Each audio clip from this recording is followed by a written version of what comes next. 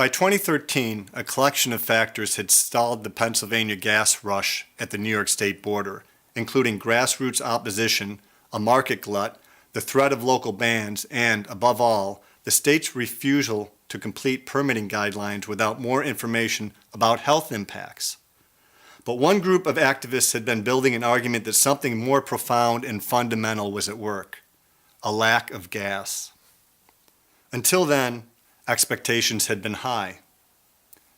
Terry Engelder is a geologist from Penn State whose career has been defined by his knowledge of Devonian shale. In a series of calculations in 2008 and 2009, he estimated that the Marcellus contained enough recoverable gas, nearly 500 trillion cubic feet, to last decades, and his very public encouragement to investors and the media served as a catalyst to the gas rush in Pennsylvania.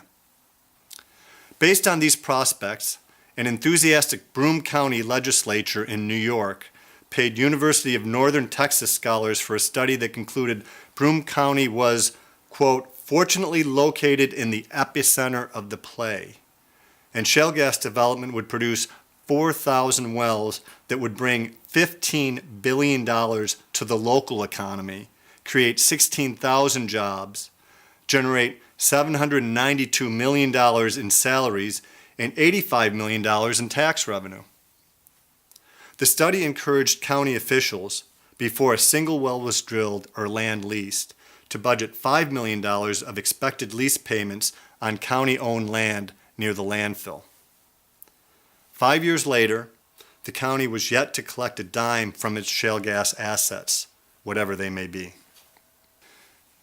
Interest in New York's unconventional reserves peaked in 2008, when the price of natural gas was 3 to 4 times higher than it was in the beginning of 2014.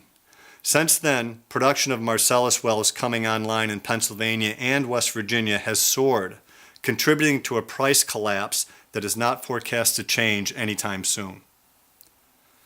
Now, with prices a fraction of what they were, Engelder is cautious about assessing the economic break-even point of New York shale's reserves, which, he said, need careful evaluation.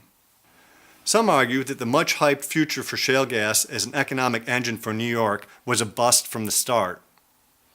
Those include Chip Northrup, a former oil and gas investor from Texas. Chip publicly made this case last fall. Simply put, he said, we now know that the Marcellus is likely only marginally productive in a few townships by the border and may not be economic there until 2020. The argument isn't really about whether there is gas under New York. Geologists agree that multiple gas-bearing formations, conventional and otherwise, lie beneath upstate's countryside from the Catskills to the Allegheny region. It's a question of whether the broad mantles of Devonian shale are economically viable under current or future market conditions. It's tempting to embrace the irony over the possibility that all the hype over New York shale gas was much to do about nothing. But it's hard to know exactly where it will lead. The assessment by critics that reserves are economically viable only in a small part of the southern tier may give Governor Andrew Cuomo political cover to proceed with a plan he has already proposed.